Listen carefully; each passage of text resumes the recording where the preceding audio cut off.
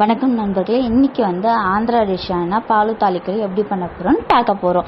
அதுக்கு என்னென்ன தேவைன்னா, சர்க்கரை, ஊற வச்சு ஜவ்வரிசி, அரிசி மாவு, ஏலக்காய், முந்திரி பருப்பு, திராட்சை எல்லாம் எடுத்துக்கிட்டோம். பால் முதல்ல அடுப்பில் போட்டு காய வைக்கணும். அது கூடயே ஜவ்வரிசியை நல்லா ஊற வச்சுருக்கோம் இல்லைங்களா, அதை போடணும். ஏலக்காய் 2 தட்டி போட்டுக்கணும். மாவில் கொஞ்சம் தேவையான அளவு உப்பு போட்டு நல்லா தண்ணி தெளித்து நல்லா பிசைஞ்சிக்கணும். அப்படி பிசைஞ்சதும் நல்ல பதம் வந்ததும், கரெக்டான பதம் வந்ததும் அதை எடுத்து நல்லா சின்ன சின்ன உருண்டையாக நல்லா கொஞ்சம் பெருசாக உருட்டி போடணும். நான் குழந்தைங்க சாப்பிடும் அப்படின்றதுக்காக சின்ன சின்னதாக உருட்டி போட்டிருக்கேன். அந்த உருட்டி போட்டதை நல்லா வேக வச்சுக்கணும். நல்லா எல்லாத்தையும் உருட்டி போட்டுட்டு அதை ஒரு இட்லி பாத்திரத்தில் வச்சு நல்லா ஆவி கட்டி வேக வச்சுக்கணும். வேக வச்சதை என்ன பண்ணணும்னா, பாலும் ஜவ்வரிசி எல்லாம் நல்லா காஞ்சிருக்கும் பார்த்தீங்களா, அதில் சர்க்கரையும் வறுத்து வச்ச திராட்சை, முந்திரி பருப்பு அதெல்லாம் போட்டு நல்லா இது பண்ணணும்.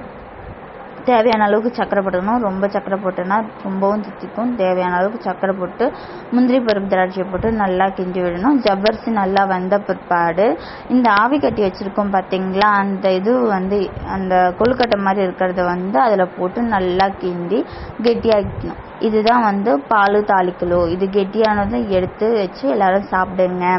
எப்படி இருக்குன்னு சொல்லிட்டு பாருங்கள், செஞ்சு பாருங்கள். தேங்க்யூ.